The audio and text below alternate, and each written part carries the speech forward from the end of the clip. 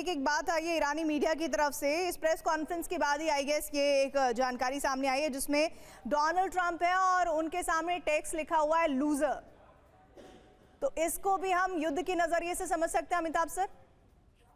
देखिए, जो बातें चल रही हैं, देखिए हमने तो रूस यूक्रेन युद्ध को बड़े करीब से देखा है।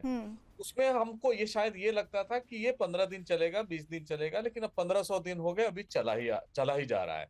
अमेरिका एक एक कहे ना कि एक एग्जिट स्ट्रैटेजी खोज रहा है यहाँ, किसी भी तरह यहाँ जो उनके जो प्राइमरी ऑब्जेक्टिव थे वो अचीव हो ना हो। लेकिन जिस तरह उन्होंने अपने संबोधन में ये दिखाया अमेरिकी जनता को कि हम वहां भी विक्टर हो रहे हैं या विक्टर रहे हैं, इसमें वो चीज वो करना चाहता है। वो जल्दी करे, 2 महीने बाद करे, लेकिन वो एक एग्जिट स्ट्रैटेजी बनाएगा और वहां से निकलने की कोशिश करेगा और चाहेगा कि जितने गल्फ जीसीसी कंट्रीज हैं और इजराइल है, बाकी का जिम्मा वो संभालें। लेकिन यहां पर वही है ना, objective Israel, Iran, Israel, America और जीसीसी कंट्रीज के डिफरेंट है। इजराइल ये चाहता है कि हमेशा उन पर दबाव बना रहे, किसी तरह अटैक होता रहे।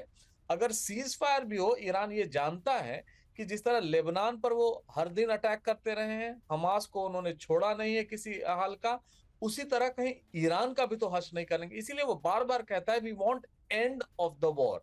लेकिन एंड ऑफ द वॉर कब होगा? जो प्राइमरी ऑब्जेक्टिव थे ईरान के, इजराइल के और अमेरिका के, वो अचीव हुए नहीं हुए?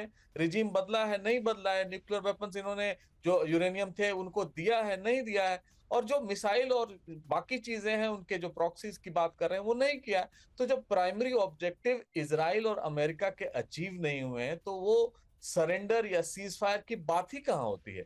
तो वो तो युद्ध चलाने की ही बात होती है। हाँ, ये कह दें किसी भी तरह की मिशन अकम्प्लिश, जैसा जॉर्ज बुश ने कहा था 2003 में, शायद वैसा कुछ ट्रम्प कर दें। और 91 साल के रैम्बो की तरह जब अगर आप बात करते हैं, 81 साल के रैम्बो की तरफ जब ट्रम्प साहब बात करते हैं, तो मुझे भी लगता है कोई एक एग्जिट स्ट्रेटजी या उसी टाइप का कोई एक परिवर्तन देखने को मिलेगा। लेकिन मुझे लग रहा है अभी 1 महीने बहुत इंटेंसिव वॉर होने जा रही है और हम सबको उसके लिए प्रिपेयर्ड होना चाहिए कि आने वाले दिन में पूरी दुनिया की अर्थव्यवस्था, तो पिछले आप देखें ना, 2022 से कोविड हुआ, उसके बाद ट्रम्प साहब की टैरिफ आई और अब ये वॉर शुरू हो गया, यूक्रेन वॉर तो चल ही रहा है। तो ये 4 चीजों ने दुनिया की अर्थव्यवस्था को पूरी तरह से तहस नहस कर दिया है। जो कसर बाकी रह गई थी ट्रम्प के टैरिफ के बाद, वो युद्ध पूरा करेगा। तो हम सबको उसके लिए प्रिपेयर्ड रहना चाहिए, मेंटली और फिनेंशियली भी। सर, कि ये आप आने 2 वाला बातें वक्त कह बहुत रहे हैं, डिफिकल्ट उस पर होगा। मैं चाहती हूँ कि संजय सर रिएक्ट करें। पहली बात ये कि आप कह रहे हैं कि अमेरिका अभी हाल फिलहाल में डिसाइड कर चुका है कि उसे किसी भी तरह से इस वॉर से एग्जिट करना है, लेकिन वो एग्जिट प्लान क्या हो वो ये नहीं समझ पा रहा है। दूसरी बात आपने कही कि आने वाले अब जो 1 महीना है कम से कम ये युद्ध चलने वाला है, जिस तरह के घटनाक्रम अभी नजर आ रहे हैं। संजय सर, आपको क्या लग रहा है इस वक्त जो स्थिति है? ऐसा लग रहा है कि अमेरिका और इजराइल ने एक ऐसे युद्ध को छेड़ा जिसमें जो बुनियादी तौर पर बातें कही गई उससे पहले ही आप हट गए कि आपने मान लिया कि ऐसा तो कुछ था ही नहीं, हमने तो वॉर दूसरे मकसद से की थी। अब ये आलम है कि वॉर चल भी रही है, अमेरिका अलग भी होना चाहता है। तो आने वाले वक्त में आप इस युद्ध को कितना लंबा खिंचता हुआ देख रहे हैं? देखिएगा, अमेरिका इंतजार कर रहा है उस कमजोर कड़ी का, जब ईरान के ऊपर एकदम अचानक इतना जबरदस्त हमला किया जाए कि ईरान बिल्कुल ही सरेंडर कर दे। वो कमजोर कड़ी नहीं आ रही। ईरान का हौसला अब जबरदस्त मनोबल जो है वो ऊंचा होता जा रहा है, जितना वो ईरान के ऊपर लगातार अटैक कर रहे हैं। उस अटैक के कारण और ईरान का मनोबल ऊंचा होना जो है वो कहीं ना कहीं एक विडंबना में डालता है अमेरिका को। और यही कारण है कि इजराइल जानता है कि अगर हमने ईरान को अगर ऐसे ही छोड़ दिया, जिसे वो समझता हो गया अधमरा सांप, तो फिर तो फायदा ही नहीं हुआ। इस मकसदी लड़ाई का एक ही था कि ईरान को किसी तरीके से बिल्कुल भी उस स्थिति पर ला करके रखना कि वो एग्जिस्टेंशियल थ्रेट ना हो इजराइल पे। तो अभी तो वैसे हो रहा ही नहीं। 400 किलोग्राम का वो यूरेनियम वैसे ही है, आज नहीं तो कल हो जाएगा, कल नहीं तो 5 साल 10 साल के बाद हो जाएगा। तो फिर क्या फायदा हुआ? मकसद एक था कि ईरान को किसी ना प्रकार से भी जो प्रॉक्सीज है उनको खत्म करना। चलो उसको इजराइल ने कर देगा, तीनों प्रॉक्सीज खत्म करने की काबिलियत रखता है। तो जो न्यूक्लियर थ्रेट था वो तो न्यूक्लियर थ्रेट गया नहीं। चाहे वो न्यूक्लियर थ्रेट बातचीत से शायद ईरान मान जाता, पर वो तो अभी तक वो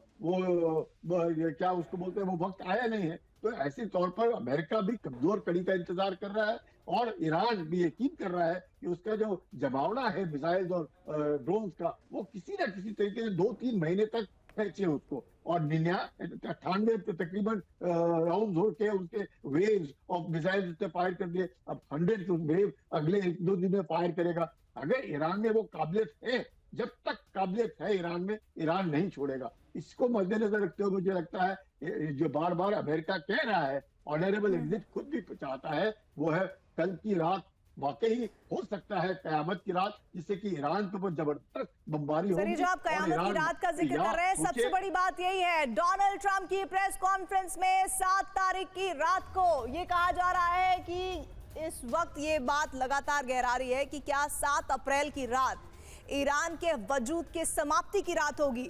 और इसी को लेकर जो बातें कही है डोनाल्ड ट्रंप ने अपनी प्रेस कॉन्फ्रेंस में खुली धमकी दी है, हम बहुत तेजी से आगे बढ़ रहे हैं, ईरान के ऊपर हावी हो रहे हैं और आने वाले 24 घंटे में कुछ भी हो सकता है, ईरान का खात्मा हो सकता है, वो कल की रात भी हो सकती है। इस बीच एक बड़ी जानकारी आ रही है, इजराइल की तरफ से डोनाल्ड ट्रंप की इस प्रेस कॉन्फ्रेंस के बाद एक पहला रिएक्शन आया है, जिसमें मनीष ये बात सामने आ रही है इजराइल की तरफ से कि किसी भी तरह के सीज फायर के लिए डोनाल्ड ट्रंप को अपने कदम आगे नहीं बढ़ाने चाहिए। इस स्टेटमेंट को आने वाले 24 घंटों में किस तरह से एग्जीक्यूट कर सकता है इजराइल?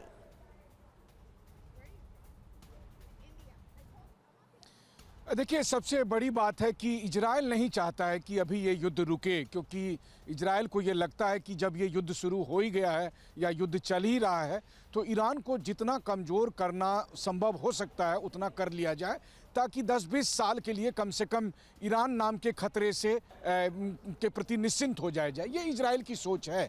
और इसीलिए आप देखिए कि जिस वक्त अमेरिका और ईरान के बीच में किसी समझौते को लेकर बातचीत चल भी रही थी तो इजराइल ने क्या किया, इजराइल ने जाकर ईरान के सबसे बड़े पेट्रोकेमिकल्स प्लांट को पर अटैक कर दिया, ताकि ईरान गुस्से में आ जाए, ईरान नाराज हो जाए, जो स्वाभाविक भी था, और उससे बातचीत जो है पटरी से उतर जाए। जब जब अमेरिका बहुत गंभीरता के साथ समझौते की तरफ आगे बढ़ता है, इजराइल कुछ ऐसा करता है जिससे कि ये युद्ध और अधिक भड़क जाए। उसके पीछे इजराइल की अपनी चिंता है। और इसीलिए हमने अपने दर्शकों से बताया कि यहाँ तक कि जब अभी प्रेसिडेंट ट्रंप प्रेस कॉन्फ्रेंस करने आए, उससे कुछ देर पहले इजराइल के प्रधानमंत्री बेंजामिन नेतन्याहू ने प्रेसिडेंट ट्रंप से फ़ोन करके ये कहा कि बॉस, आप युद्ध बंद मत करिए, अभी हमें युद्ध की ज़रूरत है, हमें युद्ध कंटिन्यू करना है। और प्रेसिडेंट ट्रंप ने एक बात कही है इजराइल के प्रधानमंत्री से कि बाकी सारी बातें तो ठीक है, लेकिन आपकी एक डिमांड ठीक नहीं है, जो संभव नहीं है, जो ईरान कभी नहीं मानेगा।